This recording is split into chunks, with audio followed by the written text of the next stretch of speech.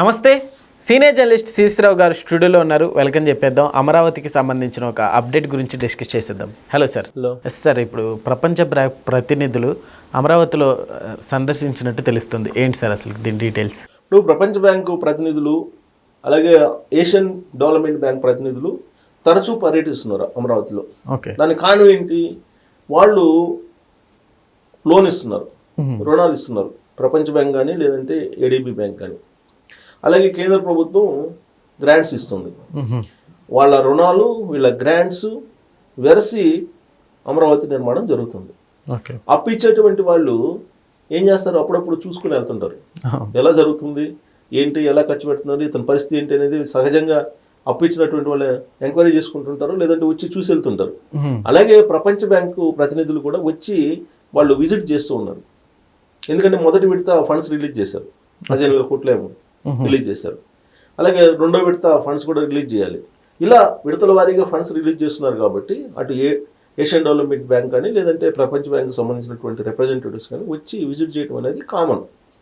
అయితే ఇక్కడ వాళ్ళు విడుదల చేసినటువంటి ఫండ్స్ ఏవైతే ఉన్నాయో, వాళ్ళు ఇచ్చినటువంటి అప్పు ఏదైతే ఉందో అది సద్వినియోగం అవుతుందా లేదా అనే దాని మీద వాళ్ళు చూసి అమరావతిలో జరుగుతున్న కన్స్ట్రక్షన్స్ కానీ అమరావతి సంబంధించిన డిజైన్స్ కానీ వీటన్నిటిని చూసిన తర్వాత బేష్ అద్భుతంగా జరుగుతుంది, మీకు ఎంత కావాలంటే అంత ఇస్తామని చెప్పి మళ్ళా ఒక ఈ మంత్ ఎండింగ్ కల్లా ఒక 2,000 కోట్ల రూపాయలు ఇవ్వడానికి, శాంక్షన్ చేయడానికి సిద్ధమయ్యారు.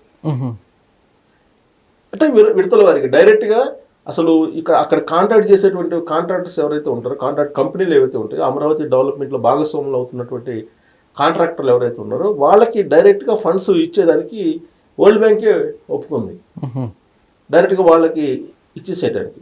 ఓకే, సో కాబట్టి అమరావతి నిర్మాణం, అమరావతికి సంబంధించిన పనులు వాళ్ళు ఏదైతే అనుకున్నారో ఆ దిశగా జరుగుతున్నాయి అనేటువంటి ఒక నమ్మకం వాళ్ళకి కలిగింది. ఫండ్స్ ఉదారంగా ఇవ్వడానికి సిద్ధమయ్యారనేది ఇప్పుడు లేటెస్ట్గా తెలుస్తుంది. జనరల్గా డబ్బులు ఇచ్చిన తర్వాత అబ్బా ఎందుకు ఇచ్చాము ఇలాంటి వాళ్ళకి అని చెప్పి కొంతమంది అనుకుంటారు. ఎందుకంటే వన్స్ ఇచ్చిన తర్వాత వాళ్ళు కనుక దాన్ని మిస్యూజ్ చేస్తున్నప్పుడు ఫీల్ అవుతారు ఇచ్చిన వాళ్ళు.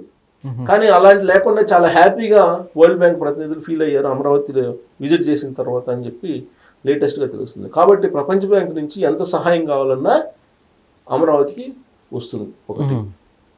రెండు, వాళ్ళు ఐడెంటిఫై చేసిన అంశం ఏంటంటే సింగిల్ రూపీ ప్రభుత్వం వైపు నుంచి కాకుండా ఓకే, సెల్ఫ్ సస్టైనబుల్ క్యాపిటల్గా ఇది పురోగతి చెందుతుంది అనేటువంటి అభిప్రాయానికి వచ్చారని కూడా ఇంకొక సమాచారం. ఇప్పటి వరకు ప్రభుత్వం వైపు నుంచి సింగిల్ పైసా కూడా అమరావతి మీద పెట్టలేదు.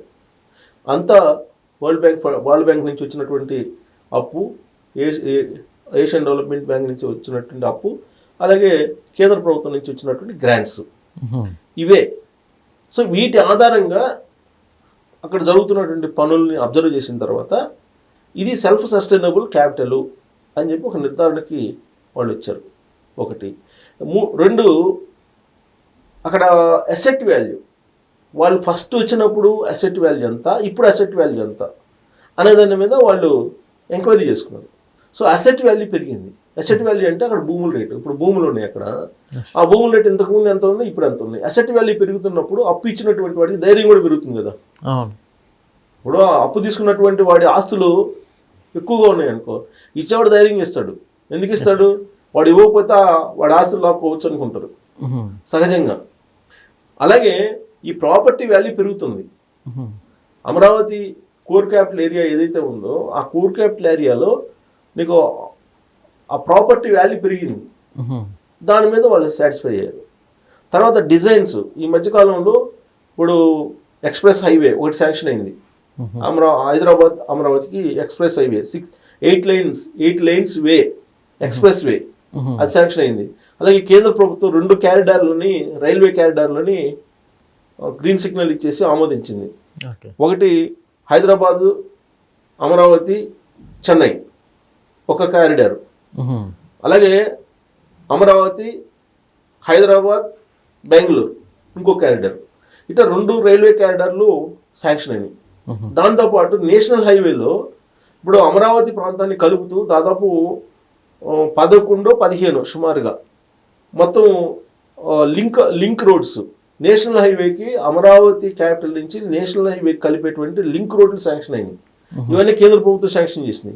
సో కేంద్ర ప్రభుత్వం శాంక్షన్ చేసుకుని ఇనిషియేట్ చేసుకుని డెవలప్ చేస్తుంది అక్కడ అనేది క్లియర్గా వాళ్ళు అక్కడికి వచ్చినటువంటి వరల్డ్ బ్యాంక్ రిప్రజెంటేటివ్స్ అబ్జర్వ్ చేశారు. అంటే మనం ఇచ్చిన డబ్బులేనా, లేదంటే ఇంకా గవర్నమెంట్ వైపు నుంచి ఏమైనా ఇన్ఫ్రాస్ట్రక్చర్ డెవలప్ చేస్తున్నారా అని. ఇప్పుడు అక్కడ ఇన్ఫ్రాస్ట్రక్చర్ డెవలప్ అయ్యే కొంది వాళ్ళు ఇచ్చినటువంటి డబ్బులకి డోకా ఉండదు అనేటువంటి ఫీలింగ్ వాళ్ళకి వస్తుంది కదా.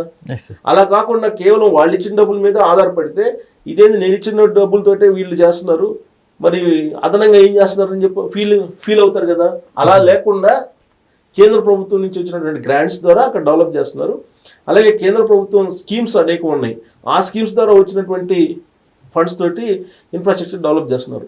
రోడ్స్ కానీ, రైల్వే మార్గాలు కానీ, ఇవన్నీ.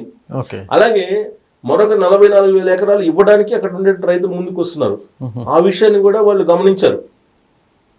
ఇప్పటి వరకు 33,000 ఎకరాలే రాజధానికి, ఇంకొక 44,000 ఎకరాలు ఇవ్వడానికి అన్ని రైతులు ముందుకు వస్తున్నారు అనే విషయాన్ని కూడా వాళ్ళు అబ్జర్వ్ చేశారు. అంటే ఇది రాబోయేటువంటి రోజుల్లో వరల్డ్ క్లాస్ రాజధానిగా కాబోతుంది అనేటువంటి ఒక అంచనాకి వాళ్ళు వస్తున్నారు. తొలి రోజుల్లో అంత ధైర్యం చీల, అది వస్తాయా రావా ఫండ్స్ అనేటువంటి ఒక సందిగ్ధత, అలాంటి చర్చ ఉంది. కానీ ఇవాళ పరిస్థితి ఏంటి, వాళ్ళు ఉదారంగా రుణాలు ఇవ్వడానికి, అప్పిచ్చేవాడు కూడా నువ్వు ధైర్యంగా చేసి ఇవ్వాలి కదా తీసుకునేవాడికి, కానీ వాళ్ళు ధైర్యం చేసి ఇవ్వడానికి సిద్ధంగా ఉన్నారు. కారణం ఏంటి, దీని మీద ఎంత పెట్టుబడి పెడితే అంత మళ్ళీ ఇన్కమ్ వస్తుంది, ఇన్కమ్ జనరేట్ అవుతుంది అనేటువంటి అభిప్రాయాన్ని కలిగించడంలో చంద్రబాబు నాయుడు గారు సక్సెస్ అయ్యారు. ఆంధ్రప్రదేశ్ ప్రభుత్వం సక్సెస్ అయింది. దానికి కారణం ఏంది, ఇన్ఫ్రాస్ట్రక్చర్ డెవలప్ అవుతుంది. వాళ్ళు ప్రతి విజిట్కి వచ్చేటప్పటికి అక్కడ డెవలప్మెంట్ కనిపిస్తుంది. ఇప్పుడు ఆల్మోస్ట్ 3 times ఏమో వచ్చారు. వాళ్ళు విడతల వారికి వస్తుంటారు. మీకు ఫండ్స్ నెక్స్ట్ మళ్ళీ ఫండ్స్ రిలీజ్ చేయాలంటే వచ్చి చూసుకుంటారు. ఇప్పుడు వచ్చి చూసుకున్నారు. ఈ నెలాఖరికల్లా 2,000 కోట్ల రూపాయలు విడుదల చేయడానికి కాంట్రాక్టర్స్కి ఇవ్వడానికి సిద్ధమయ్యారు. జనరల్గా ఎందుకు అని అంటే, ఇప్పుడు కాంట్రాక్టర్స్ అక్కడ చేసేటువంటి వాళ్ళకి డబ్బులు రావేమో అనేటువంటి ఒక సందేహం ఉంది. డబ్బులు ఎక్కడున్నాయి ప్రభుత్వం దగ్గర, కాంట్రాక్ట్ చేస్తున్నాం, డబ్బులు ఇస్తారా ఇవ్వరా అనేటువంటి ఒక అనుమానం ఉంది. సో అనుమానం రాకుండా ఇప్పుడు వరల్డ్ బ్యాంక్ డైరెక్ట్గా వాళ్ళకే 2,000 కోట్ల రూపాయలని ఎవరైతే కాంట్రాక్టర్స్ ఉన్నారో వాళ్ళకి ఇవ్వడానికి సిద్ధమైంది. సో కాబట్టి ఇదంతా కూడా ప్రపంచ బ్యాంక్ ప్రతినిధులు విజిట్ చేసినప్పుడు కనిపిస్తున్నటువంటి అక్కడ డెవలప్మెంట్ కానీ, దాని మీద పెరుగుతున్నటువంటి హోప్స్ కానీ, ఇవన్నీ కూడా గుడ్ సైన్ కింద తీసుకోవాలి. రాబోయేటువంటి రోజుల్లో మీకు January 26 మీకు క్వాంటమ్ కంప్యూటర్స్ టవర్ ప్రారంభం కాబట్టి టవర్ అక్కడ అయ్యే అవకాశం ఉంది. సో ఇవన్నీ చూస్తే కనుక వాళ్ళకి ఇంకా ఇవ్వాలి రుణాలు. ఇప్పుడు అప్పిచ్చేవాడికి ఏంటి, మంచి పార్టీ దొరకాలి. Simple logic. మంచి పార్టీ దొరికితే వాడు అప్పియడానికి రెడీగా ఉంటాడు. బ్యాంకు లోన్ కూడా అంతే కదా. బ్యాంకు లోన్ కూడా నీకు ఇచ్చేటప్పుడు నీకు సివిల్ రేటింగ్ ఎంత ఉంది, నీ శాలరీ ఎంత, ఇవన్నీ చూస్తారు. సో అప్పిచ్చేవాడు అదే పనిలో ఉంటాడు, మంచి పార్టీ ఎవరు దొరుకుతుందా అని. సో మంచి పార్టీ వరల్డ్ బ్యాంకు దొరికింది. అలాగే ఆంధ్రప్రదేశ్ కూడా వరల్డ్ బ్యాంకు మంచి అప్పిచ్చేటువంటి సంస్థ దొరికింది. కాబట్టి అమరావతి అనుకున్న విధంగా పూర్తి కావడానికి అవకాశాలు ఉంది. Okay sir, thank you.